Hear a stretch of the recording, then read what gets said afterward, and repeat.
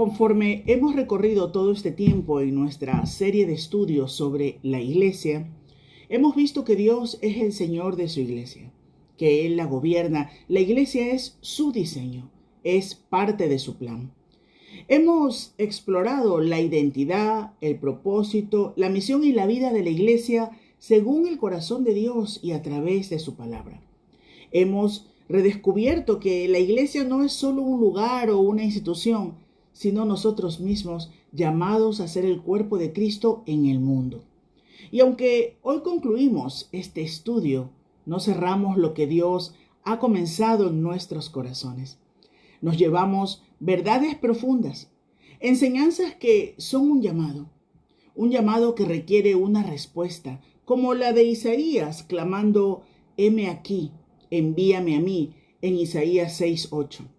Y es que la iglesia necesita obreros. A la verdad la mies es mucha, mas los obreros pocos. Palabras de Jesús en Mateo 9:38.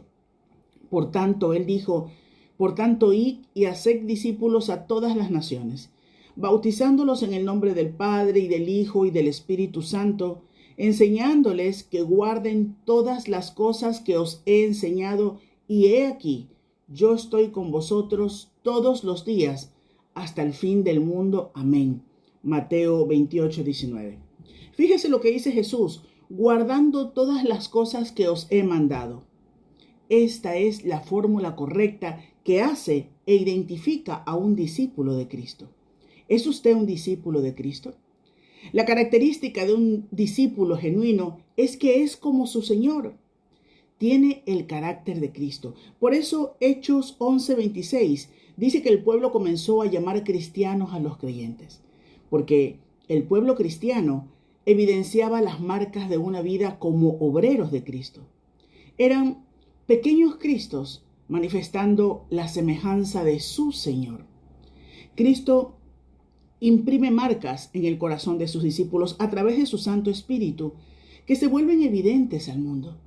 Y para eso necesitamos hablar de una palabra que mucha gente huye: compromiso. Y es que hay una teología moderna que le dice a la gente que no necesita comprometerse. Dice que es suficiente con que usted asista a su iglesia un domingo, entregue una porción de sus ganancias y se vaya feliz a su casa. Pero Dios no necesita su dinero. Tampoco quiere admiradores que lo observen de lejos, solo movidos por la emoción, pero sin ninguna convicción, sin involucrarse siquiera en sus mandatos. Aunque estas personas se reconozcan como creyentes, solo son admiradores de Cristo, no seguidores. Recuerde, el admirador aplaude desde las gradas.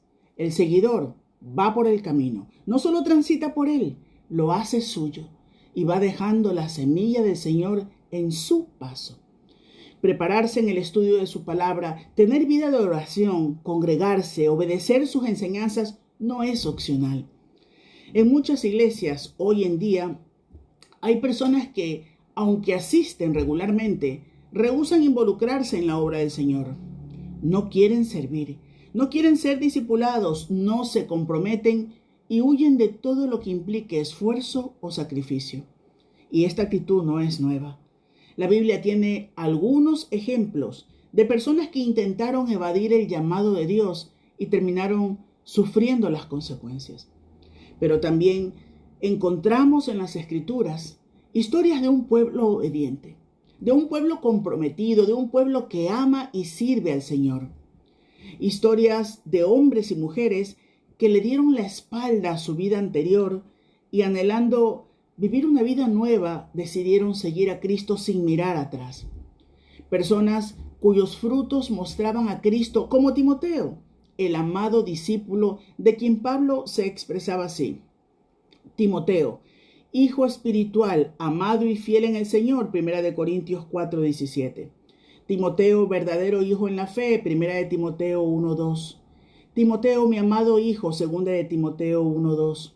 Timoteo, que como hijo a padre ha servido en el Evangelio, Filipenses 2:22. Timoteo, quien hace la obra del Señor, 1 Corintios 16:10. Al igual que en la Biblia, en muchas iglesias en la actualidad también hay Timoteos. verdaderos seguidores de Cristo que lo siguen de manera fiel. Y es que todo creyente verdadero es un discípulo comprometido a seguir a Cristo. Ya lo hemos diferenciado al principio. Un admirador de Cristo no es un seguidor de Cristo, no es un cristiano real, porque incluso aunque mencionen el nombre de Dios o aparenten estar vinculados a la fe, llegará el triste día en el que el Señor les diga: nunca os conocí. Hay historias de tantos que decían querer seguir a Jesús, pero primero exclamaban: Señor, déjame hacer esto, o primero déjame ir a hacer aquello. Pero Él les dijo: no eres digno de ser mi discípulo. La devoción a Cristo que debe tener todo cristiano debe ser superiormente más grande que su apego a todo y a todos los demás. Nada debe de interferir con la misión de seguir a Cristo. En Lucas 14:27, Jesús dice: y el que no lleva su cruz y viene en pos de mí, no puede ser mi discípulo. El Evangelio demanda que una persona se entregue sin reservas para recibir a Cristo. En Juan 8:32, Jesús dijo: si vosotros permaneciereis en mi palabra, seréis verdaderamente mis discípulos, y conoceréis la verdad, y la verdad os hará libres. En las Escrituras nunca se emplea el término discípulo a la ligera. El pueblo de Dios tiene que predicar esta verdad para que la gente salga de su engaño.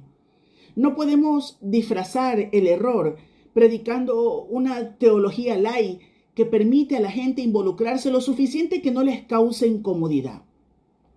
No podemos adaptar las demandas bíblicas según la conveniencia de cada uno. Hay demandas bíblicas que cumplir para ser un verdadero seguidor de Cristo. Hay un estándar que alcanzar. Sí, la salvación no es por obras para que nadie se gloríe, pero un salvo da frutos visibles, no solo de labios. Aunque un discípulo verdadero puede cometer errores, se arrepiente y vuelve a los brazos del buen pastor que es Cristo. Y en su caminar diario con el Señor, experimentará esa transformadora semejanza con su Redentor. El estándar de un verdadero discípulo de Cristo no es una incógnita.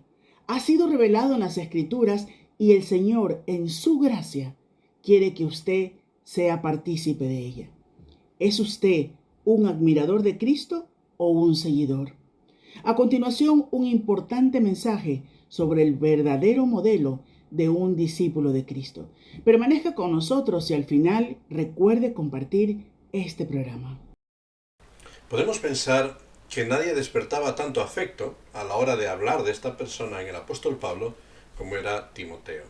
Cuando Pablo hablaba de Timoteo, hablaba de aquel que definió como su verdadero hijo en la fe. Primera de Timoteo, capítulo 1, versículo 2. Este hombre, Timoteo, era natural de Listra, una pequeña ciudad en la provincia de Galacia.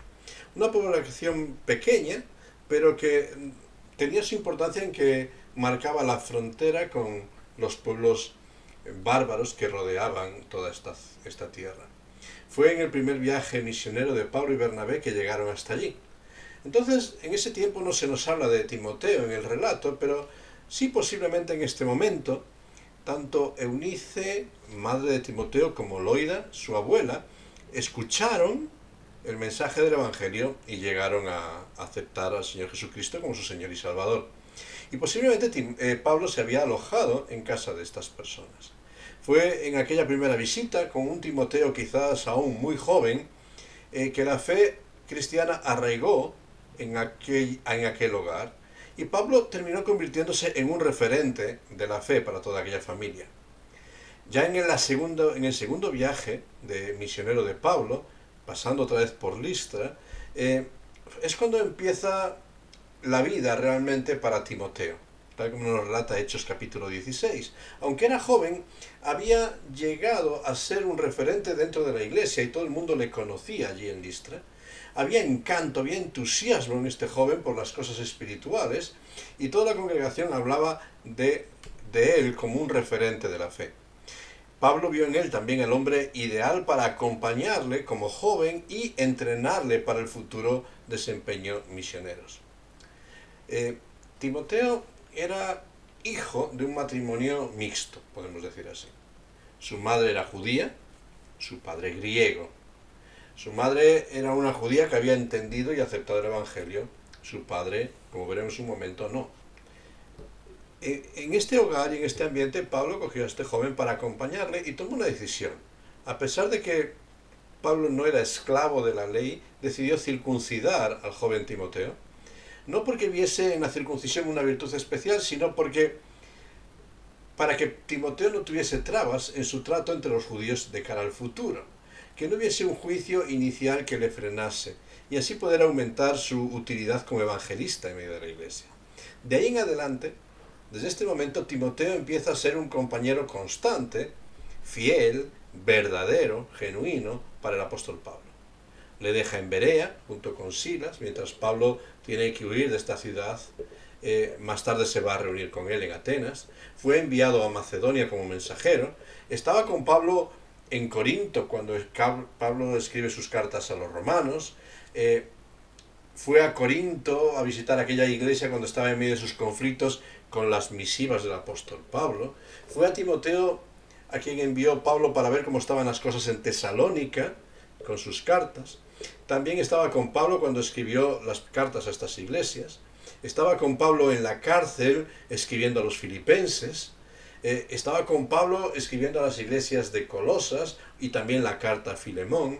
Timoteo constantemente aparece al lado de Pablo y cuando Pablo tenía una tarea difícil se la encomendaba a él. Era un hombre joven, como dice en sus cartas, a veces con un carácter débil, enfermizo, pero sin embargo fiel, fiable y confiable. Y una y otra vez, Pablo vibra en el afecto en su voz cuando habla de Timoteo. Cuando le envía a la iglesia en Corinto, le define como mi hijo amado y fiel en el Señor. Cuando escribe a los filipenses, le define que a ninguno tiene como él, que como hijo a padre le haya servido en el Evangelio. Y cuando escribe sus cartas a Timoteo, le define en primer lugar, en 1 Timoteo capítulo 1, versículo 2, como verdadero o auténtico hijo. El término que está usando aquí el apóstol Pablo, gnesios, tiene dos sentidos. El que es legítimo, en contraposición a ilegítimo, el que es genuino, en contraposición a falso. Podemos aplicar este sentido. Aquel que es un genuino, auténtico hijo. En Timoteo, Pablo veía autenticidad. La autenticidad de la fe comprometida con el servicio a Dios. Timoteo era un hombre en quien Pablo podía confiar, al que podía mandar a donde fuera. Y quizás este es el ejemplo que nos toca de lo que es un discipulado verdadero.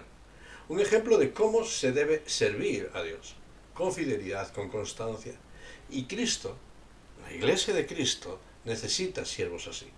Ahora, mi pregunta, cuando hablamos de una persona como Timoteo, verdadera, genuina, auténtica en su fe y en su servicio, es cómo se llega a forjar un carácter de este estilo.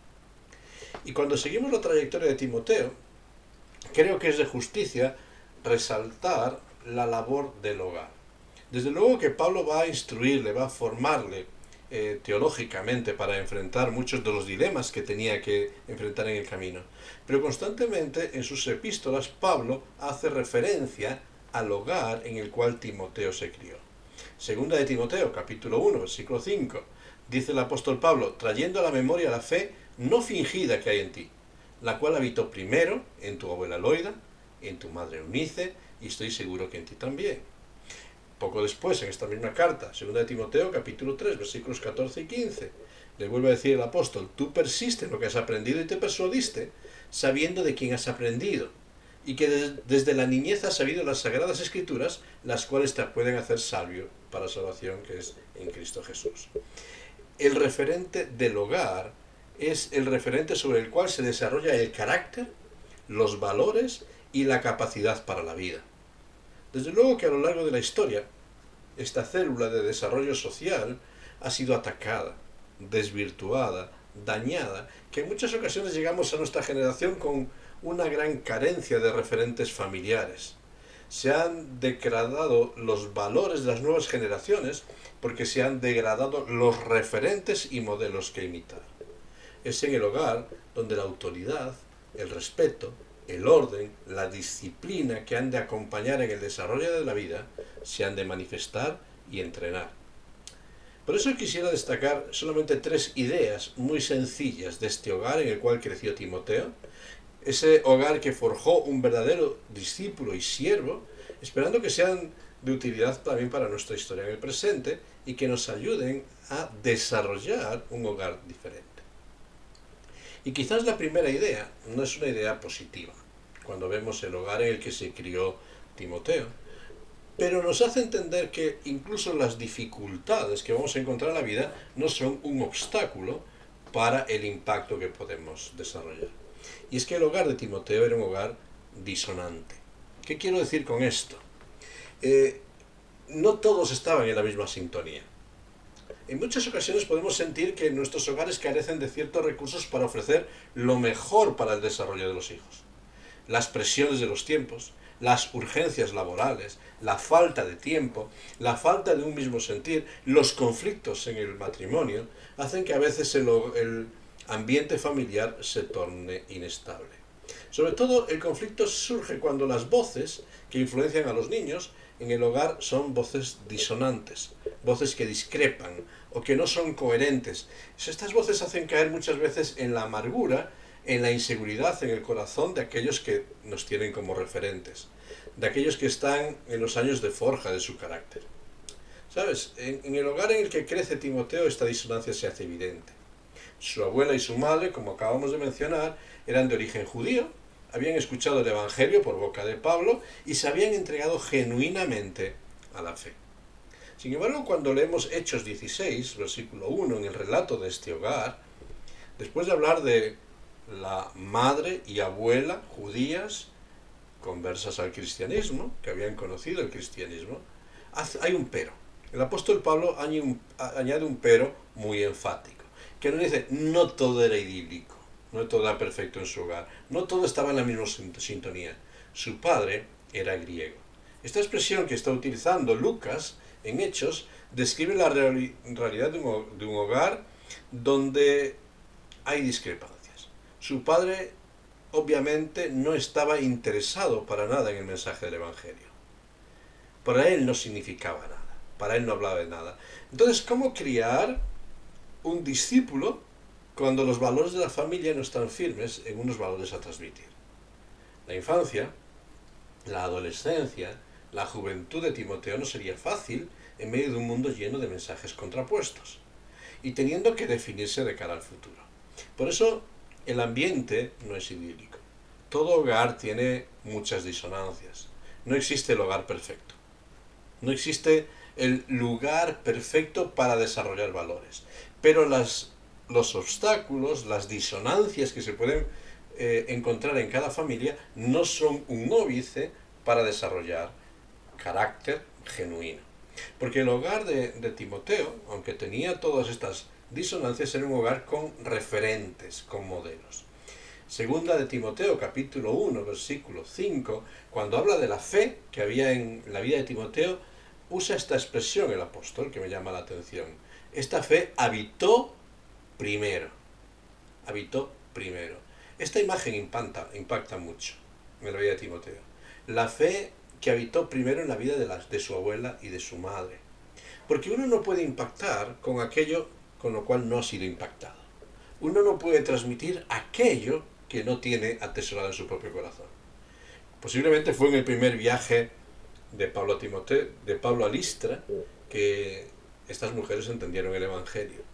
Y este primer impacto fue un ejemplo radical, de forma silenciosa y constante en la vida de Timoteo. Timoteo vio en su hogar el reflejo de una fe sin fingimientos. Literalmente es una fe sin hipocresía, sin sobreactuación. El término que se usa en el Nuevo Testamento para referirse a la hipocresía, ese es el término que define a un actor teatral que representa un personaje que lo hace con voces altisonantes exageradas para realzar ciertos gestos. Y realmente la fe no es así. Aquello que en el teatro puede ser útil, en la vida real es nocivo. El fingimiento, la hipocresía, el engaño, la autenticidad de la fe se manifiesta por las acciones que acomete. los jóvenes, los que nos ven como referentes, no aprenden diciéndoles lo que tienen que hacer, sino viendo el reflejo de una vida en sus progenitores. Un niño que crece viendo a sus padres arrodillarse, a clamar delante de Dios por las necesidades de la vida, desarrollará este hábito de orar. Un niño que crece viendo a sus padres leer la Biblia cada día, aprenderá a amar y leer la Biblia. Un niño que crece escuchando quejas o murmuraciones, aprenderá a quejarse y a murmurar. Lo que vivimos es la huella que vamos dejando como legado en los que vienen detrás de nosotros. Más que las palabras, es el ejemplo de autenticidad, no de perfección, el ejemplo de sinceridad, de naturalidad. Es el ejemplo que va a calar en la vida de aquellos que nos rodean. Las palabras se las lleva el viento y los hechos se imprimen en el carácter. Y en tercer lugar, finalmente podemos pensar en este hogar que era un hogar con unas prioridades claras. Cuando leemos el texto de 2 de Timoteo capítulo 3, versículos 14 y 15, entendemos que en el hogar de Timoteo, tanto su abuela como su madre tenían unas prioridades esenciales para su vida. Es una de las responsabilidades de los padres el equipar a los hijos con todo lo posible para su mejor desarrollo. El sabio en Proverbios nos dice: instruye al niño en el camino que debe andar. Capacitarles para el futuro, facilitándoles la vida lo más posible, dándoles la instrucción para su salida y su independencia. Y por ello, en muchas familias se hacen grandes esfuerzos en la formación intelectual, en la formación profesional y laboral, capacitando a los jóvenes para su desarrollo y el éxito en la vida que tienen por delante. Sin embargo, en el hogar de Timoteo, la prioridad era otra. La prioridad era equipar con la palabra de Dios, porque esto sería útil para la salvación. La prioridad que tenían a la abuela y la madre de Timoteo era la eternidad antes que la temporalidad, lo espiritual antes que lo material, porque las cosas que se ven, las cosas materiales, son efímeras. Las que no se ven, las espirituales, son eternas. La formación intelectual es importante, la formación profesional es esencial, pero es efímero su valor. La formación espiritual dura para esta vida y para la eternidad. Y esto lo tenían claro. Y es muy interesante el uso del lenguaje que hace el apóstol Pablo en estos verbos. Dice que Timoteo desde la niñez ha sabido las Sagradas Escrituras. El verbo saber expresa la realidad de ese conocimiento que se alcanza por la observación, por la experiencia, por la vivencia cotidiana. Desde la niñez podríamos decir que Timoteo había visto el reflejo del poder transformador de las Escrituras en su hogar. La había visto en un hogar que había transformado completamente, en una conducta de su madre y su abuela transformadas completamente. Había visto la verdad en la vida de aquellos que le rodeaban. Había visto la autenticidad de la fe, había visto la utilidad de la fe. Cómo realmente cambió su hogar. Timoteo era conocedor de primera mano de los beneficios transformadores de las Santas Escrituras. Pudo ver cambios en su hogar. Y estos cambios eran el testimonio de una palabra de Dios que es viva, que es eficaz. Pero al tiempo tuvo que descubrir una segunda realidad. Y es que la fe de sus mayores, que transformaba, no le transformaba a él, sino la aceptaba como su fe personal. Y aquí Pablo le declara una expresión también contundente. Lo que has visto en tu hogar, esa fe genuina, puede hacerte sabio para salvación. Me llama la atención como el apóstol Pablo pone este condicional. Puede. No te hace. Porque al final nadie alcanza la salvación por las decisiones de otros, sino que cada uno tiene que tomar sus decisiones. Y Timoteo vio la fe no fingida, vio la fe real, vio la fe transformadora en su hogar. Pero él tenía que escoger. Tenía que escoger seguir el camino de su madre y su abuela o seguir el camino de su padre. Y Timoteo escogió vivir la fe genuina de su hogar. Somos responsables, aquellos que vamos delante en el camino, del ejemplo y prioridades que comunicamos. pero cada persona es responsable de las decisiones que toma en su vida. Loida y Eunice eran responsables del ejemplo que dieron, y fue un buen ejemplo. Pero Timoteo era el responsable de las decisiones que tomó. Y por las decisiones que tomó de aceptar la fe, llegó a ser un verdadero hijo del apóstol Pablo, un verdadero discípulo. Timoteo escogió la fe genuina y fue un referente en la historia de la Iglesia. Pero quizás nos toca a nosotros en el día de hoy pararnos un momento y decir qué escogemos. Vivimos en un mundo de mensajes contradictorios.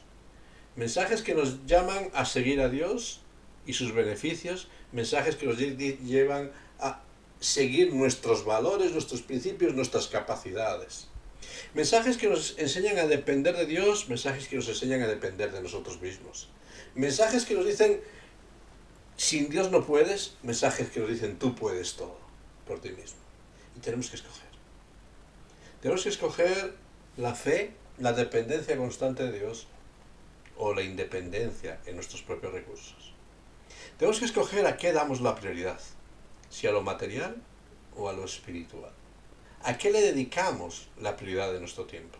Y eso es una decisión que nos corresponde a cada uno de nosotros, que nadie la puede tomar por nosotros. Fue por esta prioridad depositada en lo espiritual que cuando Pablo visitó nuevamente Listra y vio al joven Timoteo, rápidamente le llamó para acompañarle porque había potencial, había recursos, y Timoteo respondió rápido porque dice, esto es lo que quiero hacer, servir ante todo a Dios. Aceptó los grandes retos del servicio, colaboró para que el Evangelio llegase a otros, no miró atrás, porque tomó una decisión, vivir la fe genuina, y fue un verdadero discípulo. ¿Sabes? Es imposible ser un verdadero discípulo sin tomar decisiones. Decisiones que nos ponen en la prioridad, en el compromiso, en la recta de seguir a Dios, dejando de lado otras muchas cosas. ¿Quieres marcar una huella en tu generación y en la historia? ¿Quieres ser un discípulo genuino, auténtico, fiel? Vive una fe genuina. Vive la verdad. Decide seguir a Cristo. Cueste lo que cueste. Lleve a donde te lleve. Pero pon la mano en el arado y sin mirar atrás. Da la prioridad a lo espiritual. Y eso va a marcar una diferencia. Una diferencia en la huella que dejes en aquellos que caminan a tu lado, en la huella de aquellos que vienen detrás de ti, en la vida de aquellos que están viendo tu reflejo. Un discípulo verdadero tiene decisiones firmes y las mantiene pase lo que pase. Timoteo escogió imitar una fe genuina, una fe auténtica. ¿Tú qué escoges? Las decisiones que tomamos forjan el carácter que manifestamos en la vida. Es importante decidir. Es importante tomar las riendas y decir, yo quiero seguir a Cristo. Que Dios te bendiga y escoge ese camino de decisiones.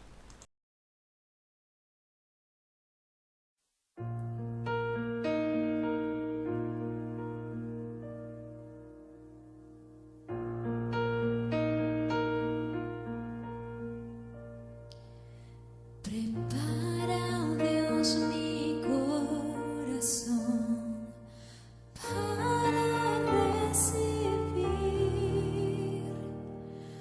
Rompe el duro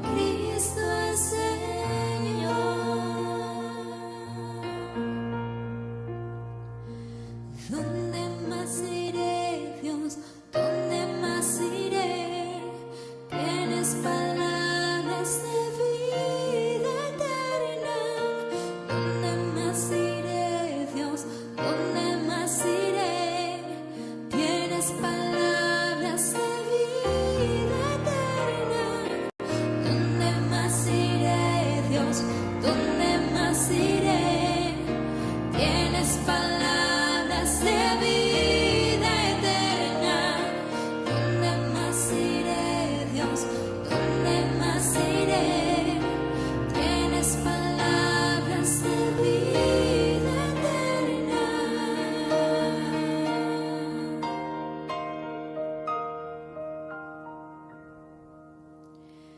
Muestra a Cristo, muestra a Cristo,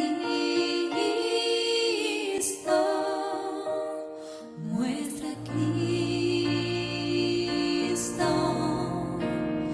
muestra a Cristo.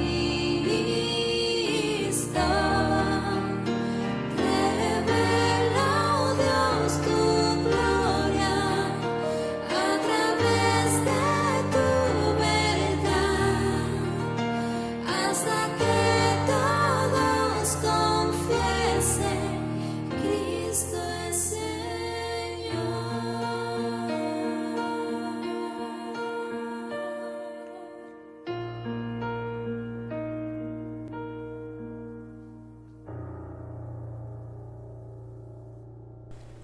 Vamos a terminar este pensamiento sencillo pidiéndole a Dios que nos dé sabiduría para reflejar aquello que puede dejar una huella eterna en la vida de los que nos rodean. Vamos a pedir a Dios por cada hogar, con todas sus dificultades, para que el Señor capacite cada hogar para transmitir valores eternos en la vida de los hijos de aquellos que vienen después. Vamos a pedir a Dios que nos ayude a ser sabios, para asumir la responsabilidad de ser ejemplo en aquellos que han de venir. Pero vamos a pedir a Dios que nos enseñe a tomar decisiones. Decisiones fieles, firmes, constantes de seguirle a Él, porque esto es lo que realmente marca la diferencia entre ser genuinos, verdaderos o ser falsificaciones. Queremos ser auténticos delante de Dios y eso implica decidir seguir con todas las consecuencias. Vamos a pedir al Señor que nos dé valor para tomar decisiones coherentes en nuestras vidas. Vamos a orar. Gracias, Padre amado, por todo lo que tú nos has dado. Gracias por modelos como el del joven Timoteo, que viendo y observando el testimonio de sus mayores, decidió escogerte a ti, escoger ser un referente. Escogió el modelo de fe genuina de su madre, de su abuela. Y para eso tuvo que rechazar otros modelos de autosuficiencia, como era el de su padre. Señor, enséñanos a escoger realmente lo que conviene en cada momento. Señor, quiero pedirte en este día una bendición especial por cada hogar. Sabemos que no hay hogares perfectos, pero quiero pedirte por cada padre, por cada madre, que tú les capacites para escoger aquella imprenta, aquella impresión que quieren dejar en la vida de sus hijos. Que les enseñes a escoger lo mejor, lo que tiene valor eterno. Que les ayudes a asumir una fe genuina en sus vidas que luego puedan transmitir a los que les rodean. Por eso, Padre Celestial, bendice cada hogar, pero ayuda a cada padre y a cada madre a tomar decisiones sólidas por seguirte a ti, por reflejarte a ti en medio de sus familias. Quiero pedirte por cada joven, por cada persona que está viendo el referente de personas por delante y que busca modelos que seguir. Que miren la fe genuina de aquellos que tienen delante. No la perfección, porque ninguno somos perfectos, pero sí el esfuerzo, la sinceridad, aquello que quieren reflejar. Y que les dé sabiduría a estos jóvenes para encontrar referentes que les encaminen para la victoria, que les encaminen para tomar decisiones de seguirte a ti. Quiero pedirte por todos aquellos que no han tomado decisiones, por todas aquellas personas que caminan en la vida buscando un camino pero no decidiéndose. Que también en este día tú llenes cada vida con el valor de tomar una decisión por seguirte, porque es la decisión que marca el destino, no solo aquí sino en la eternidad. Tiene beneficios que duran para siempre. Por eso, Padre Celestial, que no seamos meros oidores, que no seamos meras personas que nos deleitemos y encontremos bendiciones, sino que seamos personas genuinas, comprometidas contigo, siguiéndote y decidiendo seguir tu camino. Tú conoces cada corazón y cada vida en este día, Señor. Trabaja en cada uno de nosotros, para que en verdad seamos sinceros en las decisiones que tomamos delante de ti. Te lo pedimos y te damos muchas gracias. Y lo hacemos poniéndolo todo en el nombre de tu Hijo, nuestro Señor Jesucristo. Amén. Que Dios te bendiga en todo este tiempo.